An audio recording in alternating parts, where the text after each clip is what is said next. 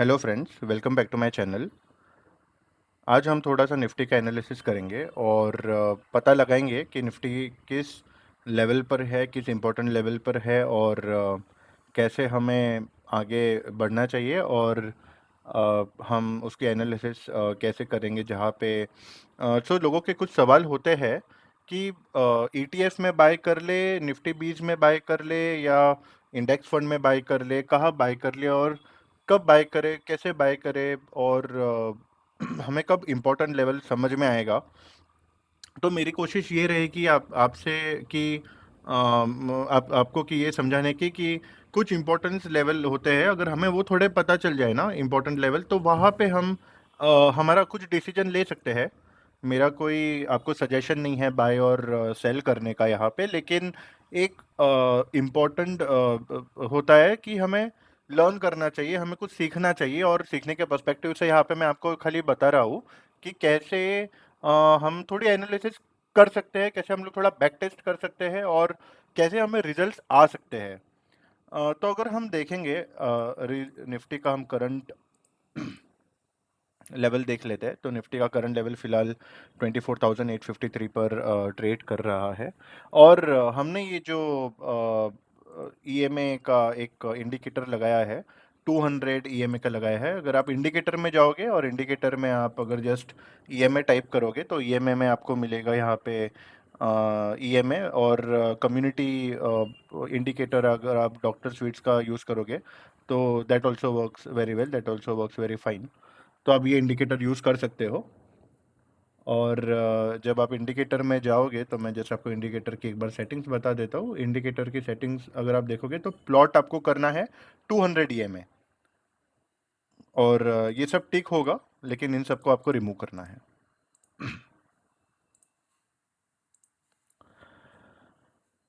अगर आप देखोगे यहाँ पे कि निफ्टी का जो एक लेवल है 24,853 और अगर आप ये देखोगे कि एक पर्टिकुलर यहाँ पे जब और मैंने ये डेली कैंडलस्टिक चार्ट ही लिया हुआ है और ये यहाँ पे ओपन भी हुआ था, तो ये एक गैप है यहाँ पे। फिल करने भी शायद आ सकता है क्योंकि अनऑर्डर्ड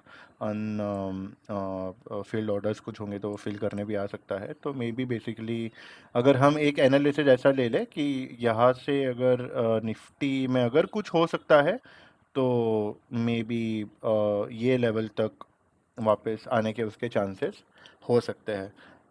तो ये एक जस्ट मेरा ओपिनियन है, ऐसा नहीं है कि ये ऐसा हो ही जाएगा, लेकिन it it will really depend कि अगर अब ये इतना गैप अप पे ओपन हुआ है कम से कम, तो यहाँ तक आने के चांसेस होते हैं। हिस्टोरिकली हमने देखा है पहले। तो मे बी एक ये एनालिसिस मेरा फर्स्ट एनालिसिस है। सेकंड मेरा एनालिसिस ये कहता है ना कि जब लोग कहते हैं कि मुझे निफ्टी 20 में कब इन्वेस्ट करना चाहिए या मुझे ईटीएफ में कब इन्वेस्ट करना चाहिए या निफ्टी को हम कैसे बाय कर सकते हैं, तो सिंपल वे है कि अगर आपने निपॉन इंडिया का निफ्टी 20 ले लिया तो वो आपको आप बाय कर सकते हो और it is simply this one.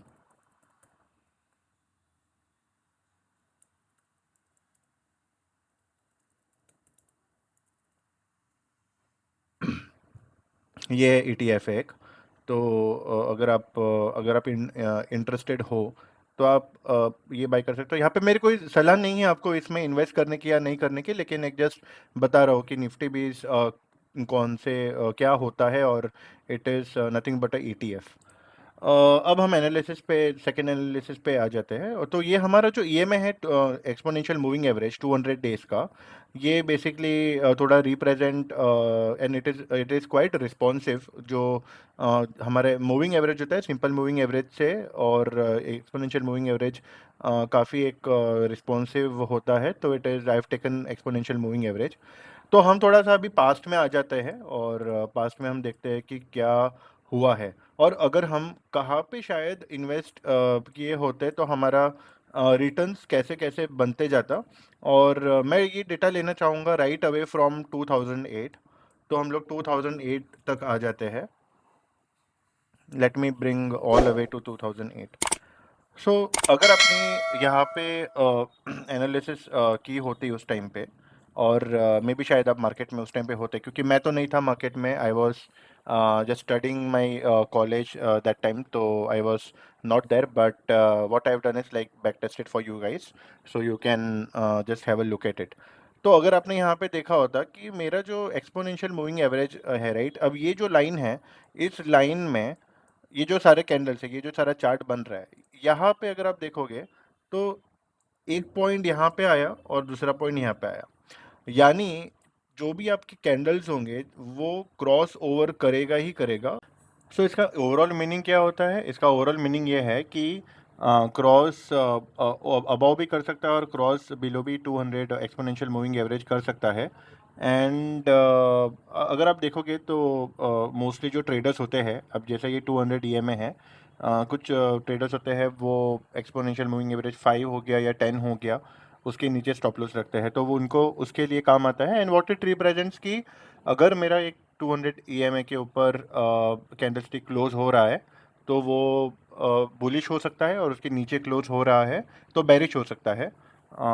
And that what it represents. तो हम आइए चलते हैं, देख लेते हैं कि ओवरऑल एनालिसिस हमारा क्या रहेगा आज के तारीख में भी।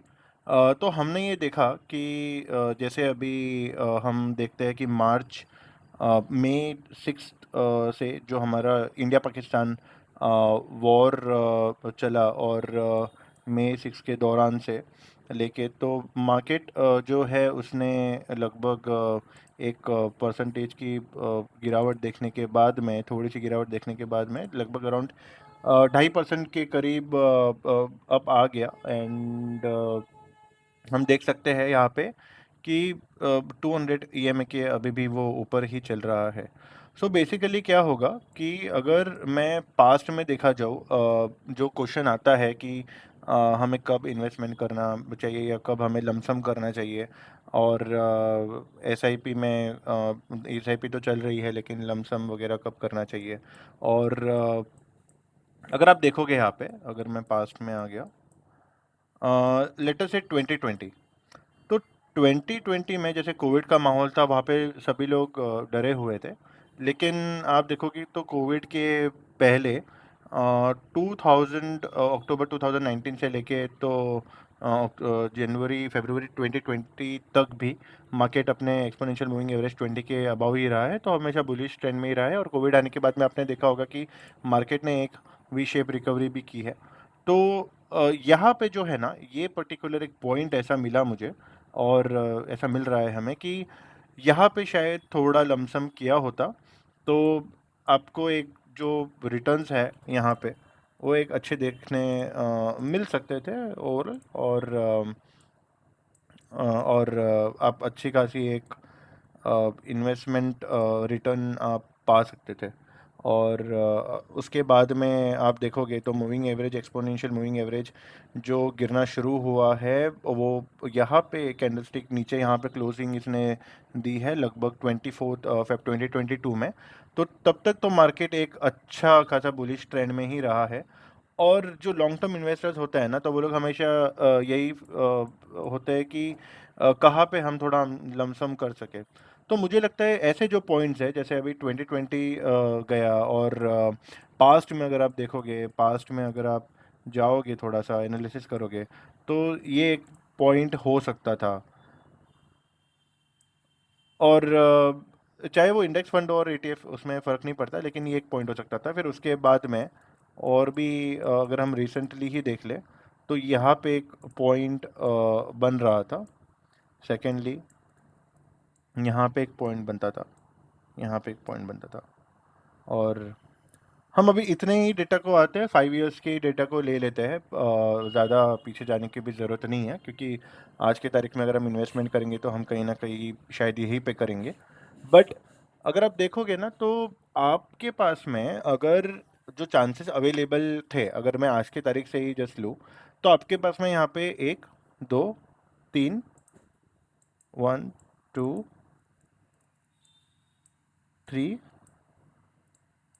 और 4, ये 4 ऐसे मौके थे जो आपको एटलीस्ट एक सेटिस्फेक्शन देता कि हाँ, अगर मुझे ये पता होता तो शायद मैं यहाँ पे एक लमसम थोड़ा सा कर सकता था। अब जैसे यहाँ पर भी आप देखोगे तो कैंडल भले ही मतलब क्लोज हुआ है यहाँ पे below the line, but 2-3 days में वो चला गया। तो अगर कोई सपोज लेट्स से अगर किसी की सैलरी है और उसको पता है कि वो अब जैसे मंथ एंड में आने वाली है और मुझे थोड़ा सा लमसम करने का चांस मिले, तो उसके पास क्या हो सकता है, उसके पास एक मौका हो सकता है कि अगर लेट्स से मैं डाउन मतलब है अभी जैसे 200 EMA के नीचे ही है, तो अगर मैं देखूँ तो मेरे पास में एटलीस्ट 59 डेज़ का टाइम पीरियड है जहाँ पे मेरा इन्वेस्टमेंट थोड़ा बहुत अच्छा खासा हो सकता है, मे भी थोड़ा लमसम हो सकता है। अ, और अगर यहाँ पे मैं देखूँ मार्च 2023 में अगेन यहाँ पे एक मेरे पास में मौका हो सकता है, अगर मुझे थोड़ा सा अगर इन्वेस्टमेंट करने का चांस मिले तो 20 डेज लगभग पकड़ लो। And if you see March 23 to 29 March, तो लगभग अराउंड आपको उस समय पे अगर आपकी सैलरी आई है मंथ एंड में भी है तो आपको एक चांस मिल गया। और आपने यहाँ पर भी देखा होता तो आपको लगभग अराउंड ये है हमारा starting point like 4 May to 22 May around. तो बेसिकली 4 मई, तो या सो आपका यहाँ पर भी एक सैलरी आया ही होता 1 मई को, और तब आपने सोचा होता कि आपको लगाना है तो अब कैसे लगाना है, क्या लगाना है, and where you need to put your investment. ये कोई रिकमेंडेशन नहीं है गाइज, लेकिन ये एक स्टडी है जो ये बताती है कि अगर हम थोड़ा सा एनालिसिस कर सकते हैं, अगर थोड़ा अच्छा एनालिसिस हम लोग कर लेते हैं, तो हमें ये पता चलता है कि पास्ट में और आज की तारीख में लेके सिर्फ 4 बार ही मुझे इन्वेस्टमेंट करने की ज़रूरत पड़ी है। आगे जाके क्या होता है that is different story, and एक वो लिमिटेशन है जो हमारे पास में डेटा अवेलेबल नहीं है। लेकिन अगर हम एक जनरलाइज्ड करके एक डेटा देखें राइट, तो उसमें भी हमें पता चलता है कि नोवेयर अराउंड अगर निफ्टी में ही हमने इन्वेस्टमेंट उस टाइम पे भी किया होता तो 129 डेज में 13.12% रिटर्न्स अगर मुझे मिलते हैं।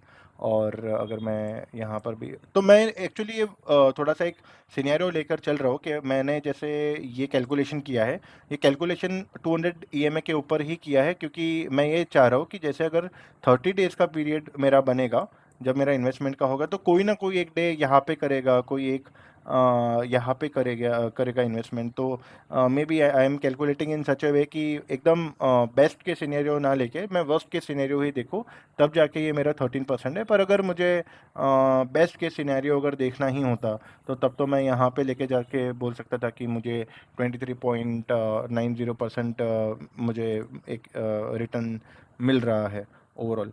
एंड और वो मैं कैलकुलेट भी कैसे करूँगा right.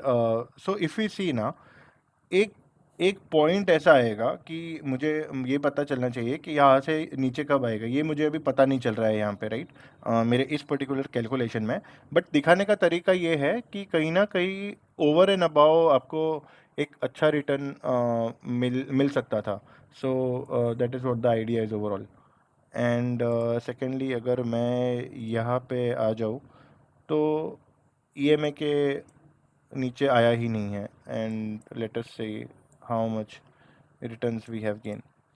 So in 541 one day, so लगभग अराउंड 1.5 साल के आसपास अगर मैं देखूँ तो मुझे मिल रहा है 50% return, which is nothing but from April 2023 to September 2024, which is good, like which is okay, which is good.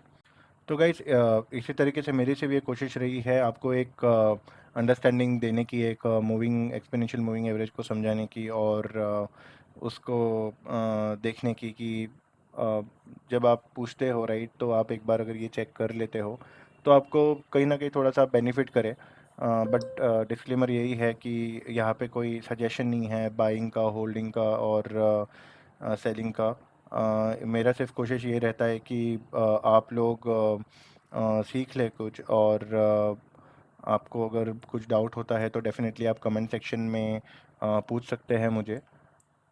Thank you so much guys, see you soon, जय हिंद।